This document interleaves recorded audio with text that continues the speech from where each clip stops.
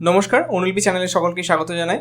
আমরা গত পর্বে আলোচনা করেছিলাম এনকোডার সম্বন্ধে এবং ডেসিমেল থেকে বাইনারি এনকোডার আমরা আলোচনা করেছিলাম। তোমাদের সিলেবাসে আরও একরকম এনকোডার আছে। আমরা আজকে সেই এনকোডার অর্থাৎ বাইনারি থেকে অক্টাল যে এনকোডারটি সেটি নিয়ে আমরা আজকে এই পর্বে আলোচনা করব।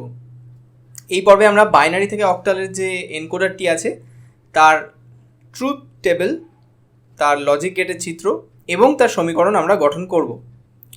তো চলো সময় নষ্ট না করে শুরু করা যাক আজকের আলোচনা।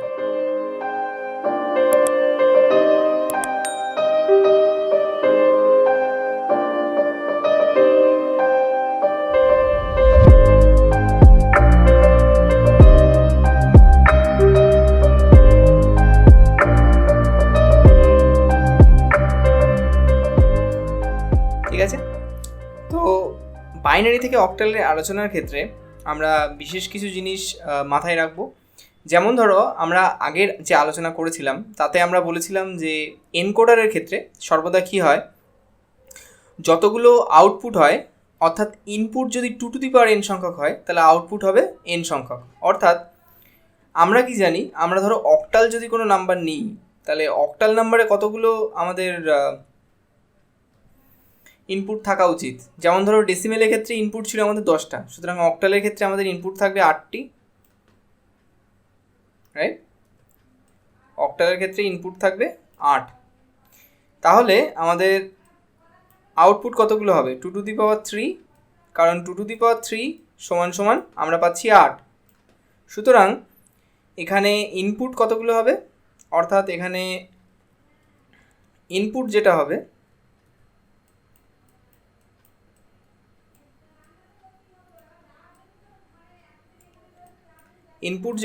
ইনপুট হলো আমাদের হবে 8 এবং আউটপুট যেটা হবে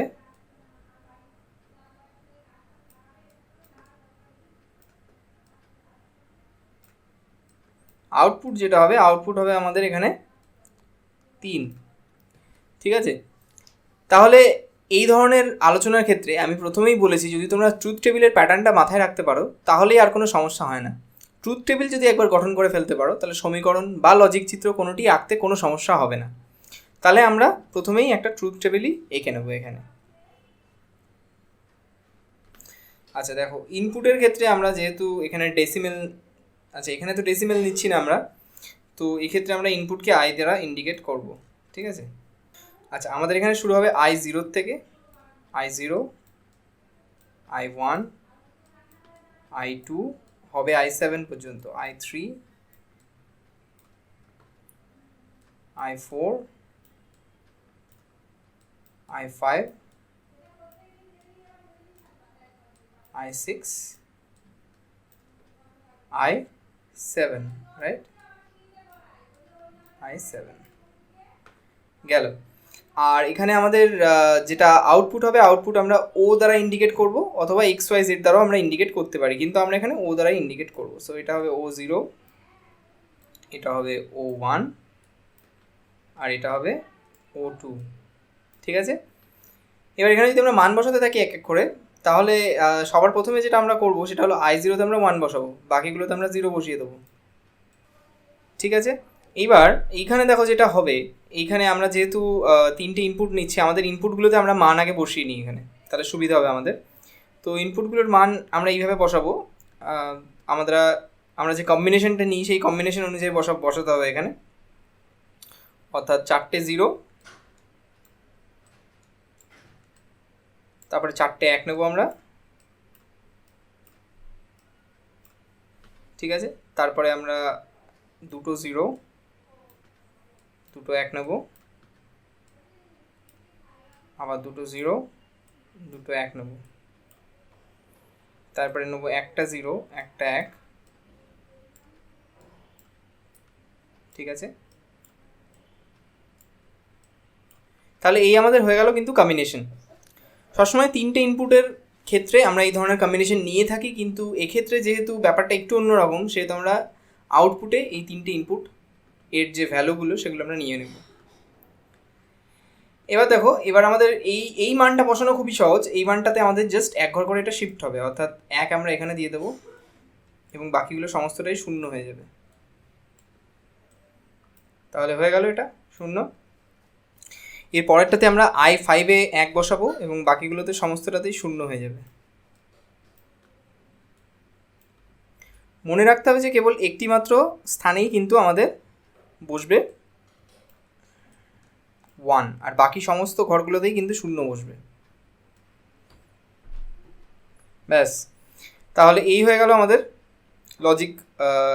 এই যে আমাদের ডেসিমেল থেকে অক্টাল যে আমরা এনকোডে রাখলাম তার একটি ট্রুথ টেবিল।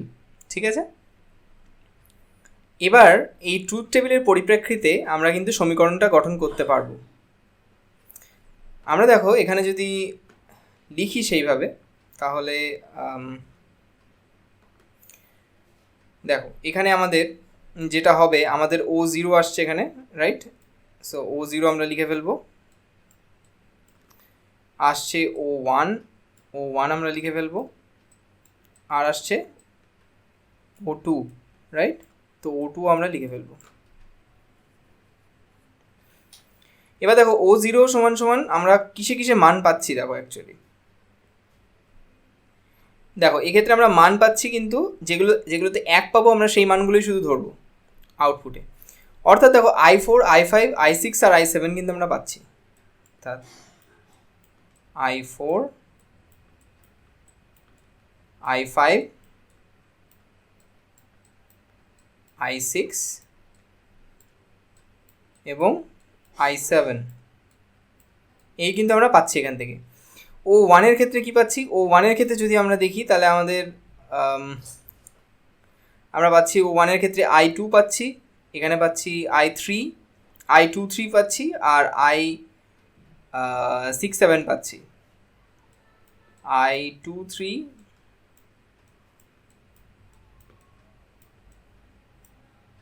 আর পাচ্ছি i6,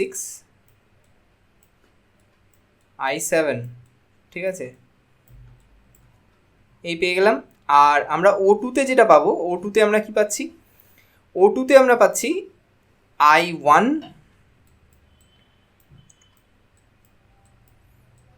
i3, i5 আর পাবো i7। ঠিক আছে, তাহলে এই কিন্তু আমাদের হয়ে গেল সমীকরণ। ঠিক আছে, এইবার আমরা যেটা করব সেটা হলো আমরা এটাকে টেবিলটাকে রিমুভ করে দেবো। ঠিক আছে, তাহলে এবার আমরা একবার এখানে ও এর যে ভ্যালুগুলো সেগুলো আমরা লিখে ফেলি এখানে একবার। তো তাহলে দেখো, তাহলে এই হলো আমাদের O0, O1 এবং O2। এবার আমরা এদের মানগুলো এক এক করে বসিয়ে দিই। দেখো O0-র ক্ষেত্রে আমরা আগেও যেটা পেয়েছিলাম সেটা হলো i দিয়ে, অর্থাৎ i4, i5, i6, i7, right? আচ্ছা, O1-এর ক্ষেত্রে আমরা কি পাচ্ছিলাম? O1-এর ক্ষেত্রে আমরা পাচ্ছিলাম i2, i3, i6, i7। আচ্ছা, এরপরে O2-র ক্ষেত্রে আমরা কি পাচ্ছিলাম? O2-র ক্ষেত্রে পাচ্ছিলাম i1, i3, i5, i7। এই হলো আমাদের সমীকরণ আউটপুটগুলোর ক্ষেত্রে। অক্টাল থেকে বাইনারি এনকোডারের এই তিনটেই হলো সমীকরণ। ঠিক আছে, এবার এর আমরা লজিক চিত্রটা এঁকে ফেলবো, এবং সমীকরণ দেখেই আমরা লজিক চিত্র আঁকতে পারবো। তাহলে প্রথমেই আমাদের একটা অর গেট এঁকে ফেলতে হবে। তো অর গেট আমরা এঁকে নেব। দেখো অর গেট আমরা আঁকি প্রথমে।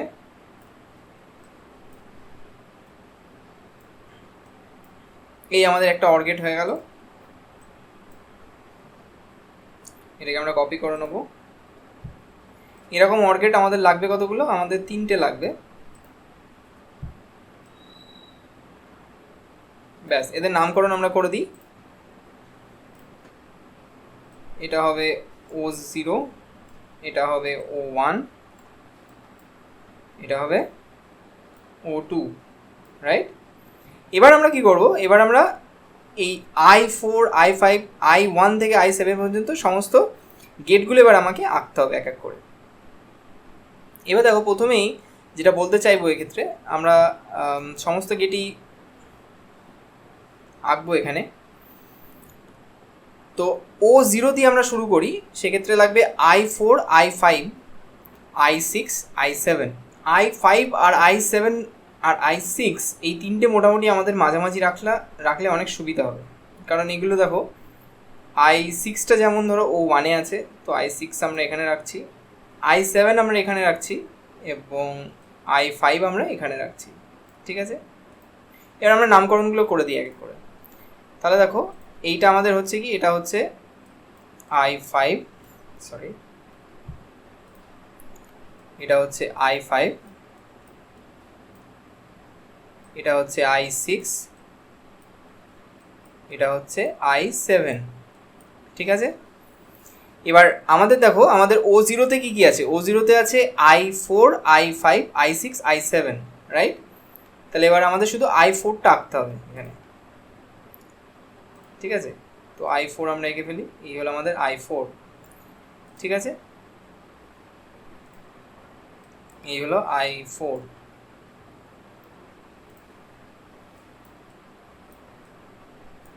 ওকে, এবার আমরা কি করবো, এবার আমরা কানেক্ট করে দেবো এগুলোকে। দেখো কানেক্ট করার ক্ষেত্রে I4-কে প্রথমে কানেক্ট করবো আমরা O0-র সঙ্গে।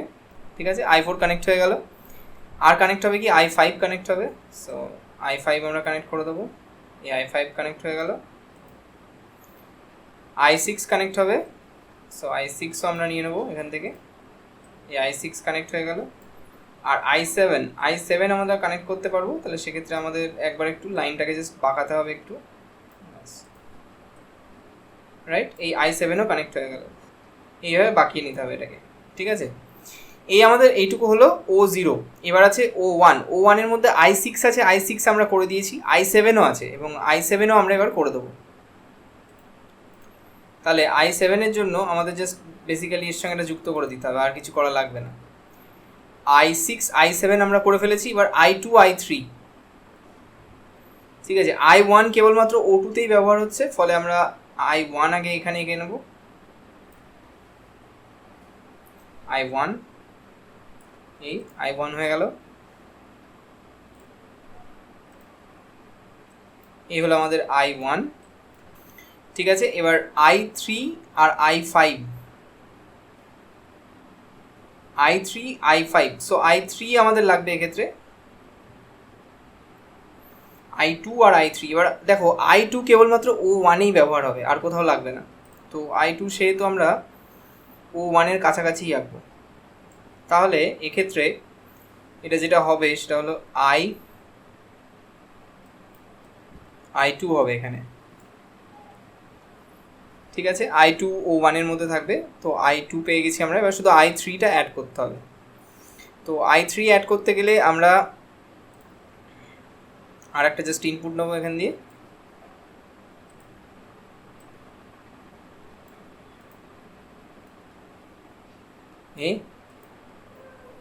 ঠিক আছে, এখানে আমরা নেবো I3,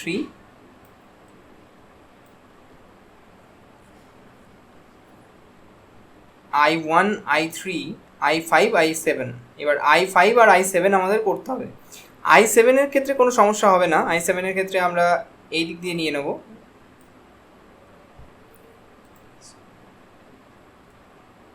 এই আমাদের I7 আসবে এখান দিয়ে।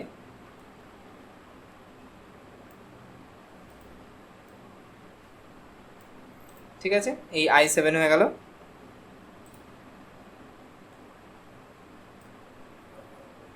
I7 আমরা করে ফেলেছি। এবার আসছে আমাদের I5। তো I5-এর ক্ষেত্রে আমরা যদি দেখি I5 আমাদের এইখানে আছে, তো আমরা যে এক্ষেত্রে যে সলিউশনটা প্রয়োগ করবো সেটাও সেম হবে, আমাদের ওভারল্যাপ করাতে হবে কয়েকবার। এই I5ও হয়ে গেল আমাদের, I1, I5, I7 হয়ে গেছে। তো এবার আমরা জাস্ট অ্যাড করে দেবো যাতে এটা ঠিকঠাক মনে হয় আমাদের। ঠিক আছে, সো I5 আমরা পেয়ে গেলাম, I1 পেয়ে গেলাম, I3 পেয়ে গেলাম। ঠিক আছে, I3 আমরা এখানে করে দিয়েছি একবার।